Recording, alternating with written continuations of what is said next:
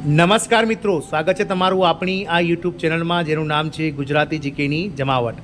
આજના વિડીયોમાં આપણે વાત કરીશું કેન્દ્ર સરકાર દ્વારા કેન્દ્ર સરકારના 68 લાખ કરતાં વધારે જે પેન્શનર્સો છે તેમના માટે વધુ એક લાભ આપતો મહત્ત્વનો પરિપત્ર ગતરોજ કેન્દ્ર સરકારના નાણાં વિભાગ દ્વારા બહાર પાડવામાં આવે છે।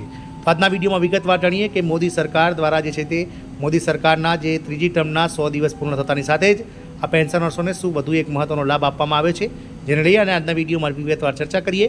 તો વિડીયોના અંત સુધી આપ બન્યા રહો અને જો ચેનલમાં નવા હો તો અમારી ચેનલ તમે સબસ્ક્રાઇબ કરી બાજુમાં રહેલું બેલ આઇકન દબાવી ઓલ નોટિફિકેશન ઓન કરો, જેથી કરીને ચેનલ પર મૂકવામાં આવતા વિવિધ ભરતીઓના નોટિફિકેશન, વિવિધ ભરતીઓના પરિણામ, જીકેના વિડીયો અને સરકારી કર્મચારી પેન્શનર્સ યોજનાને લગતા પરિપત્રો તમને સરળતાથી ચેનલના માધ્યમથી ઉપલબ્ધ થઈ જાય।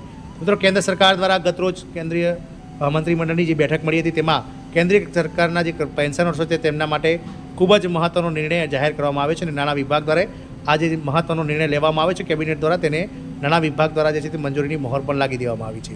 હવે કેન્દ્રીય પેન્શનર્સોને મિત્રો પેન્શન મેળવવામાં નહીં થાય વિલંબ, કારણ કે મોદી સરકારની ખૂબ જ મોટી જાહેરાત થઈ છે। મિત્રો, કેન્દ્ર સરકારના પેન્શનર્સો માટે આખરે રાહતના સમાચાર આવ્યા છે।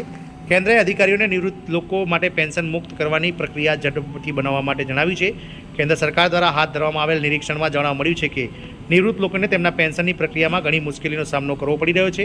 તાજેતરમાં એક સત્તાવાર મેમોરેન્ડમ દ્વારા તે પ્રકાશિત કરવામાં આવ્યું હતું કે પેન્શન કેસોને અંતિમ સ્વરૂપ આપવામાં વધતા વિલંબને કારણે તમામ કેન્દ્રીય પેન્શનરોને અસર થઈ રહી છે। નાણાં મંત્રાલય હેઠળના સેન્ટ્રલ બોર્ડ ઓફ પરોક્ષ કર અને કસ્ટમર્સ ખર્ચ સંકલન વિભાગે એક 21 મેમોરેન્ડમ બહાર પાડ્યો છે, જેમાં અધિકારીઓને CCS પેન્શન નિયમો 2021 હેઠળ નિર્ધારિત સમયમર્યાદાનું પાલન કરવાનો નિર્દેશ આપવામાં આવ્યો છે અને તેનું સખતપણે અમલ કરવામાં પણ હિમાયત કરી છે। CCS પેન્શન નિયમો 2021નું પાલન ન કરવાના જવાબમાં જારી કરાયેલા મેમોરેન્ડમ સમયસર પેન્શનની ચૂકવણી સુનિશ્ચિત કરવા માટે નિયત સમયમર્યાદાનું પાલન કરવાની જરૂરિયાતને રેખાંકિત કરે છે। વધતો જતો બેકલોગ માત્ર પેન્શનરોને અસુવિધાનું કારણ નથી, પણ ફરજિયાત સમયમર્યાદા સાથે તાલમેલ જાળવવા અને નિવૃત્ત લોકો પર અયોગ્ય નાણાકીય દબાણને ઘટાડવા તાત્કાલિક સુધારાત્મક પગલાંની માંગ કરવામાં આવી છે। મેમોરેન્ડમમાં કહેવામાં આવ્યું છે કે CCS પેન્શન નિયમ 2021 મુજબ નિવૃત્ત લોકોને પેન્શનની સમયસર ચૂકવણી સુનિશ્ચિત કરવા માટે પેન્શન કેસોને નિર્ધારિત સમયમાં પતાવવું ખૂબ જ જરૂરી છે। નવા નિયમો સરકારી પેન્શનના વિલંબને દૂર કરવા માટે સ્પષ્ટ પગલાં અને સમયમર્યાદા દર્શાવે છે। ચકાસણી અને તૈયારી કરવી, નિવૃત્તિના 1 વર્ષ પહેલાં સેવાની વિગતો અને અન્ય મહત્વપૂર્ણ કાર્યોની ચકાસણીની શરૂઆત કરવી। ફોર્મ સબમિશન, સરકારી કર્મચારીઓને નિવૃત્તિના 6 મહિના પહેલાં તેમના પેન્શન ફોર્મ સબમિટ કરવું આવશ્યક છે। ઓફિસ રિવ્યૂ, ઓફિસના વડાએ નિવૃત્તિના 4 મહિના પહેલાં પેન્શનનો કેસ પેન્શન એકાઉન્ટ ઓફિસને મોકલવો પડશે। પેન્શન પેમેન્ટ ઓર્ડર એટલે કે PPO, પેન્શન એકાઉન્ટ્સ ઓફિસે PPO પેન્શન પેમેન્ટ ઓર્ડર જારી કરવાનો રહેશે અને તેને નિવૃત્તિના 1 મહિના પહેલાં સેન્ટ્રલ પેન્શન એકાઉન્ટિંગ ઓફિસ CPAOને મોકલવો પડશે। આ સિવાય જો અંતિમ પેન્શન પ્રક્રિયા કરવામાં ના આવે તો અસ્થાયી પેન્શન જારી કરી શકાય છે। નિવૃત્ત લોકોને તેના નાણાં સમયસર મળે તે સુનિશ્ચિત કરવા માટે PAOને વિલંબ ટાળવા માટે આ સમયમર્યાદાનું પાલન સખતપણે કરવા અને આ કાર્યાલયના વડાઓ સાથે શેર કરવા નિર્દેશ આપવામાં આવ્યો છે।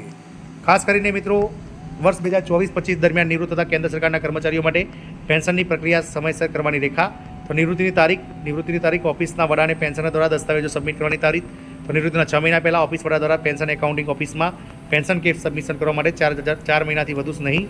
પેન્શન એકાઉન્ટિંગ ઓફિસો દ્વારા પેન્શનનું અંતિમીકરણ અને તેને સેન્ટ્રલ પેન્શન એકાઉન્ટિંગ ઓફિસને મોકલવાનું નિવૃત્તિના 1 મહિના પહેલાં મોકલી દેવું પડશે। આમ સરકાર દ્વારા હવે ઝડપથી નિવૃત્ત થતા કેન્દ્રીય કર્મચારીઓ માટે ઝડપથી પેન્શન શરૂ થાય તે માટેના પ્રયાસો હાલમાં એક ઓફિસ મેમોરેન્ડમ બહાર પાડી અને જાહેર કરવામાં આવ્યા છે। મિત્રો, ચોક્કસથી તમને આ વિડીયો ગમ્યો હોય તો લાઇક, શેર અને સબસ્ક્રાઇબ કરો અને વધુ તમારા જે કલીગ મિત્રો છે તેમના સાથે અમારી ચેનલને શેર કરો। જય હિન્દ, અસ્તુ।